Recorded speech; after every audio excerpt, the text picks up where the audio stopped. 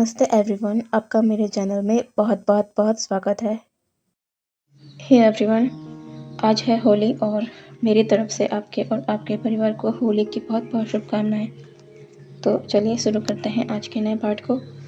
पिछले पार्ट में हमने देखा था कि लानवांग जी के शक्ल से आने के बाद सभी ने नोटिस किया कि लानवांग जी के व्यक्तित्व में बहुत से बदलाव आए हैं। वो अब शांत हो गए हैं, उनके चेहरे पर कोई चमक नहीं दिखती और वो थोड़े कमज़ोर से भी नज़र आ रहे हैं। जबकि सेक्लूजन में रहकर उन्होंने मेडिटेशन किया होगा, अपनी कल्टीवेशन पावर इंक्रीज़ की होगी। फिर किंग लानवांग जी के अंदर ये बदलाव कैसा? किंग लानवांग जी के बच्चे का नाम अभी तक सामने नहीं आया है। बहुत दिन हो गए हैं किंग लानवांग जी को महल में आए। वो अपने कार्यों को भी करने लगे हैं, लेकिन अभी तक किसी ने भी किंग लानवांग जी के बेटे को नहीं देखा है और ना ही उन्हें उसका नाम पता है। जबकि कायदे के अनुसार किंग लानवांग जी को स्पेशल एक सभा बुलाकर सभी के सामने अपने बच्चे को राजकुमार घोषित कर देना चाहिए था। कम से कम अपने बच्चे का नामकरण भी करना चाहिए था राजकीय तरीके से, क्योंकि नेक्स्ट किंग होगा वो राज्य का। आखिरकार वो किंग लानवांग जी के बेटे हैं। लेकिन ऐसा भी कुछ नहीं हुआ था। जब लान क्लान के लोगों द्वारा ये मुद्दा ज़्यादा ही ऊपर उठने लगा तो किंग लानवांग जी को इसके लिए कुछ करना ही था। और एक दिन उन्होंने एक सभा बुलाई जिसमें क्लान के लोग भी उपस्थित थे और लानवांग जी ने सभी के सामने ये ऐलान कर दिया कि उनका बेटा सिर्फ लानवांग जी का बेटा है, लान परिवार के दूसरे राजकुमार लानवांग जी का बेटा, इससे ज़्यादा और कुछ नहीं। और रही बात किंग की, तो यहाँ के बड़े राजकुमार लान शेचन का बेटा ही किंग होगा। इसीलिए कोई भी किसी भी तरह की अपेक्षाएं ना रखे। ज़रूरी नहीं कि लानवांग जी किंग है तो उसका बेटा भी किंग होगा। जैसे ही लान परिवार में राजकुमार लान शेचन का बेटा किंग बनने के लायक हो जाएगा, लानवांग जी किंग के पद को उसे सौंपकर अपने बेटे के साथ वापस गोल्ड केव में चले जाएंगे। किंग लानवांग जी की ये घोषणा सभी को हिलाकर रख देती है। अब किसी के मुंह से किंग लानवांग जी और उनके बेटे को लेकर कोई भी बातें नहीं निकल रही थी। लान कुरैन के कक्ष में लान कुरैन, लानवांग जी, लान शेचन और लान फोरेन मतलब जियांग यानले उपस्थित है। लान कुरैन कहते हैं, वांग जी, अब क्या करना चाह रहे हो तुम ऐसे क्यों हो? कब क्या करते हो किसी को पता नहीं होता। कभी एकदम से फैसला कर सेक्लूजन में चले जाते हो और अपने भाई की शादी तक में सम्मिलित नहीं होते, और जब सेक्लूजन से वापस आते हो तो अपने साथ एक महीने के बच्चे को लेकर, और हमें ये भी पता नहीं है कि ये बच्चा आखिर तुमने किसके साथ किया है, इसकी मदर कौन है, कहाँ से है, कुछ भी नहीं पता। और आज सबसे ये कह डाला कि अपने बेटे को किंग नहीं बनाओगे, जबकि वो लान परिवार का बड़ा राजकुमार है। और तुमने उसे अभी तक राजकुमार का टाइटल भी नहीं दिया, नाम तक नहीं बताया किसी को उसका। सिर्फ कह दिया कि वो तुम्हारा बेटा युआन है, लेकिन आगे उसका नाम लान है, वो एक लान का बेटा है, तो उसे लान नाम देने में क्या परेशानी है तुम्हें? ऐसा क्यों कर रहे हो तुम वांग जी? आखिर क्या करना चाह रहे हो तुम? लानवांग जी कहता है, अंकल, कृपया कर मुझसे कोई भी सवाल ना करें। जब सही वक्त आएगा तो मैं आपको शायद सब कुछ बता सकूं, पर अभी मेरे पास आपके किसी भी सवाल का कोई भी जवाब नहीं है। मुझे माफ़ कर दीजिए अंकल, अब मुझे जाना होगा। मेरा बेटा वहाँ अकेला है। लान कुरैन कुछ नहीं कहते और लानवांग जी वहाँ से चला जाता है। लान शेचन लान कुरैन के पास आते हैं और कहते हैं, अंकल, आप अपने आप को परेशान मत कीजिए और चिंता भी मत कीजिए। वांग जी ने कहा है कि सही वक्त पर वो बताएगा, तो हमें इंतज़ार करना चाहिए। लान कुरैन एक शाय करते हुए कहते हैं, पता नहीं क्यों ये लड़का ऐसा क्यों है। लानवांग जी अपने महल आ गया था। वो जल्दी से अपने कक्ष की ओर जाने लगता है। अपने कक्ष में आने के बाद वो बेड के पास आ गया था और जब वो जिसे देखना चाह रहा था उसे देख लेता है तो उसके चेहरे पर सुकून के भाव नज़र आने लगते हैं। वहाँ उस बड़े से बेड पर सेंटर में एक छोटा सा बच्चा लेटा हुआ है जिसकी आंखें खुली है और वो शांति से लेटे बस इधर उधर देख रहा है। वो बिल्कुल भी रो नहीं रहा है। उसके थोड़ी दूर पर उसके आसपास बहुत सारे पिल्लो लगाए गए हैं ताकि वो बेड के कॉर्नर पर ना जाए। लेकिन वो बच्चा वैसे ही कॉर्नर पर नहीं जा सकता क्योंकि ये सिर्फ 1 महीने का ही तो है वो। लेकिन जो उसकी केयर करता है वो ये बात कैसे समझे? उसे तो हर हाल में अपने बच्चे की फ़िक्र होगी। लनवांगजी बहुत ही स्नेह भरी नज़रों से अपने बच्चे को देख रहा था। हाँ, ये बच्चा लानवांगजी का है। लानवांगजी अब बेड के ऊपर अपने बच्चे के पास आ गया था। वो उसके खूबसूरत चेहरे को निहारने लगता है। वाकई ये बच्चा बहुत ही ज़्यादा खूबसूरत है, दूध की तरह सफ़ेद है और होगा भी क्यों ना। किंग लानवांगजी का जो बेटा है वो उसी की तरह खूबसूरत होगा। उसकी शक्ल भी लानवांगजी से मिलती है। बस 2 चीज़ है उस बच्चे में जो लानवांगजी से मैच नहीं होती। एक तो उसकी बड़ी बड़ी आँखें जिससे वो अभी एक तक लानवांगजी को देख रहा है, और दूसरा उसके लिप्स के नीचे का वो मोल। लानवांगजी की नज़र जब उस मोल पर जाती है तो उसका दिल तेज़ी से धड़क जाता है। वैसे तो इस बच्चे को देखकर ही लानवांगजी के अंदर एक अलग ही स्नेह और प्रेम भावना पनप उठती है। उस बच्चे में उसे हमेशा उसकी छवि जो नज़र आती है। लानवांगजी उस बच्चे को गोद में उठा लेता है और उसे पैट-पैट करके कमरे में इधर-उधर घूमते हुए सुलाने लगता है। कुछ दिनों बाद बहुत से लोग लान क्लान में आने लगते हैं, वो भी ज़्यादा संख्या में, जिसमें औरतें, young age, middle age person, बच्चे, सभी लोग थे। और ऐसा 1 दिन नहीं, 3-4 दिन तक होता है।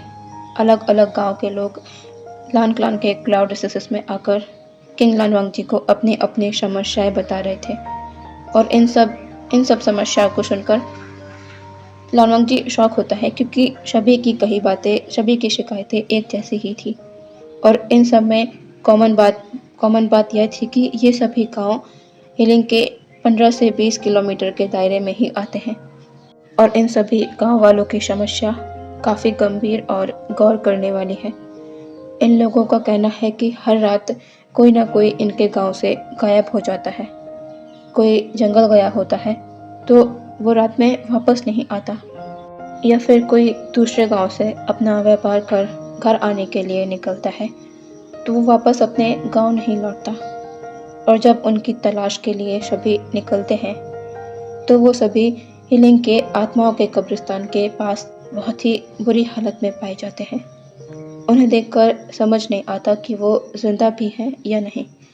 उनके गर्दन के पास काले निशान होते हैं और वो कभी भी अपनी आंखें खोल वापस से वेल माउंट्स की ओर बढ़ने लगते हैं। हमारे गांव के पास के कुछ लोगों का कहना है कि ये कोई काला जादू है जिसकी वजह से उनकी ये हालत हो रही है। वो एक कठपुतली की तरह व्यवहार कर रहे हैं और अब हमारे पास कोई और रास्ता नहीं है आपसे मदद मांगने के अलावा। हमारी सहायता कीजिए किंग। लानवांगजी, लानकुरन और लानशिचन इन लोगों की बातों को सुनकर चिंतित होते हैं और सोच में पड़ जाते हैं कि आखिर ऐसी क्या घटना हो रही है हीलिंग के उस बेरल माउंट्स के अंदर, और कौन कर रहा है ये। क्यों क्यों गुमशुदा हुए लोग आत्माओं के कब्रिस्तान के सामने ही मिलते हैं। लानवांगजी कहता है, कब से होते आ रही हैं ये सभी घटनाएं। इस पर एक इंसान कहता है, 10 दिन करीब से, और इतने दिनों में 7 लोगों के साथ ऐसा हो चुका है। तभी अचानक एक बुजुर्ग इंसान कहता है, 10 दिन नहीं, क्या तुम भूल गए? कुछ महीनों पहले भी ऐसी कई घटनाएं सुनने में आई थी हीलिंग के अंदर। वो हमारे गांव में नहीं हुई थी, इसीलिए तुम्हें याद नहीं, वरना सारी घटना तब से ही शुरू होते आई है। लेकिन एक इंसान के कारण वो सारी घटनाएं होना थम चुकी थी। लानकुरन कहते हैं, कौन इंसान? वो बुजुर्ग इंसान कहता है, उसका नाम तो कोई नहीं जानता, लेकिन सभी लोग उसे हीलिंग पेट्राक बुलाया करते थे। उसके पास असीम डेमोनिक पावर है।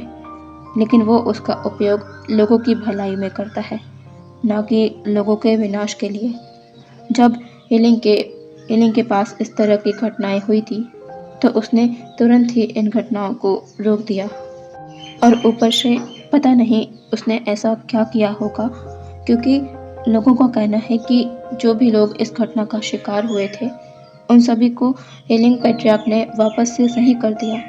वो लोग वापस से नॉर्मल इंसान हो गए थे। उनकी गर्दन के वो काले निशान भी गायब हो गए थे। लेकिन 1 महीने से एलिंग पैट्रियार्क उनका कोई भी अता पता नहीं है, और वापस से ये घटनाएं होना शुरू हो गई हैं। लान कुरैन, लान शिजिन और लान वांगजी तीनों ही मिस्टीरियस पर्सन के बारे में सोच रहे थे। कौन है ये एलिंग पैट्रियार्क, जो डार्क पावर रखता है लेकिन सही पर्पस के लिए, गांव वालों की सहायता करने के लिए।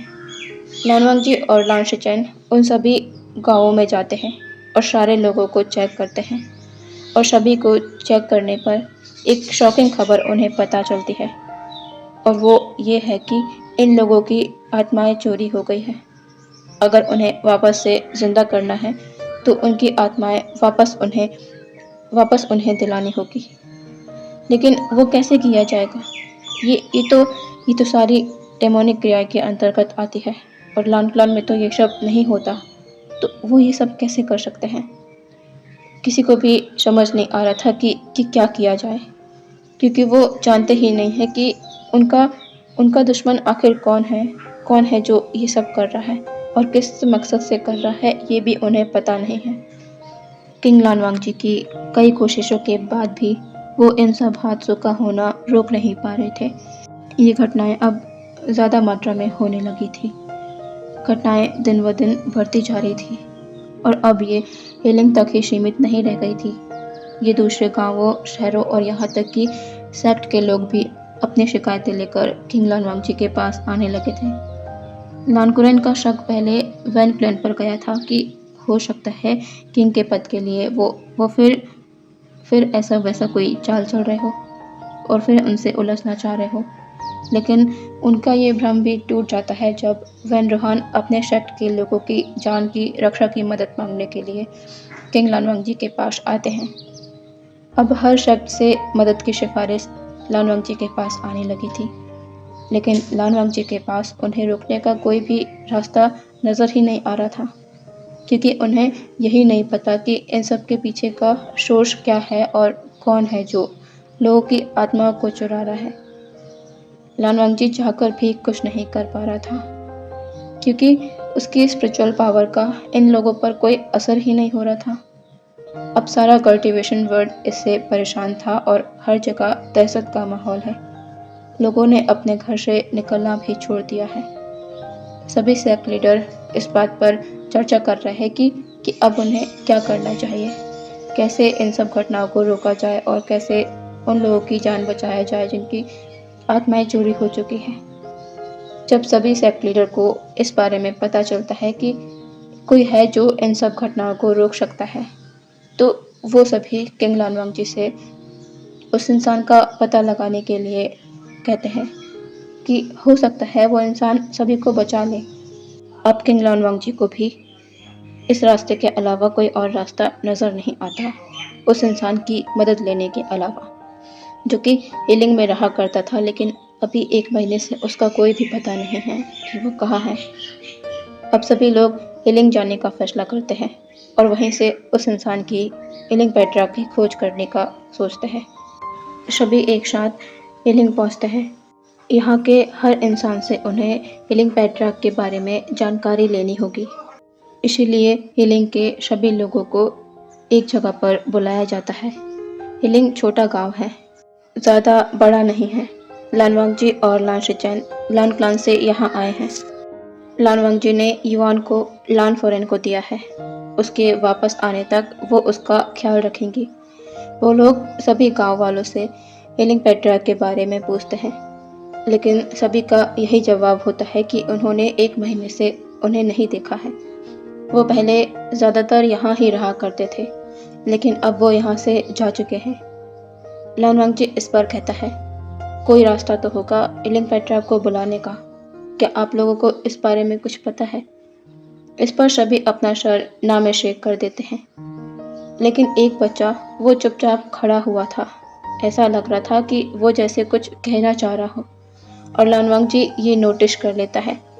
लानवांग जी उस बच्चे को देखकर कहता है, बेटा इधर आओ। ये देखकर उस बच्चे की माँ उस बच्चे को कहती है, जाओ, किंग तुम्हें बुला रहे हैं। वो बच्चा धीरे धीरे लानवांग जी के सामने आकर खड़ा हो जाता है और किंग लानवांग जी को वो करता है। लानवांग जी नोट कर उस बच्चे के सामने बैंड हो जाता है और कहता है, बेटा कि तुम्हें पता है एलिंग पैट्रैक के बारे में? क्या कुछ कहना चाहते हो तुम? अगर हाँ तो बिना डरे हमें कह सकते हो। क्या बात है? वो बच्चा लानवांग जी को देखता है और कहता है, किंग वो एलिंग पैट्रैक ने मुझे कुछ दिया था और उन्होंने कहा था कि इसकी मदद से मैं उन्हें यहाँ बुला सकता हूँ अगर कोई परेशानी हुई तो। ये सुनकर सभी एक दूसरे की ओर देखने लगते हैं और सोचने लगते हैं कि एलिंग पैट्रैक ने इस बच्चे को ऐसा क्या दिया है। लानवांग जी कहता है, बेटा क्या दिया है एलिंग पैट्रैक ने तुम्हें? और अगले ही पल वो बच्चा जो अपने हाथ में जो चीज़ को सामने करता है वो उसे देखकर लानवांग जी पूरी तरह हिल चुका था। वो शॉकिंगली उस चीज़ को देख रहा था। वो यकीन नहीं कर पा रहा था कि क्या ये वही है, ये वही है। सॉरी, इस पार्ट को यहीं रोकना पड़ेगा क्योंकि सब लोग शुरू हो गए हैं होली का शोर करने में। आवाज़ तो आ रही होगी, इसमें रिकॉर्ड करना मुश्किल है। और हाँ, एक और बात, मैं इसको अच्छे से ही एक्सप्लेन करूँगी, जल्दी ख़त्म नहीं कर रही हूँ, ओके? कुछ भी अधूरा नहीं छोड़ूंगी, इसमें सब कुछ देखने को मिलेगा, फैमिली मोमेंट भी, ओके? वेट करिए बस। ओके, कल मिलते हैं, बाय बाय।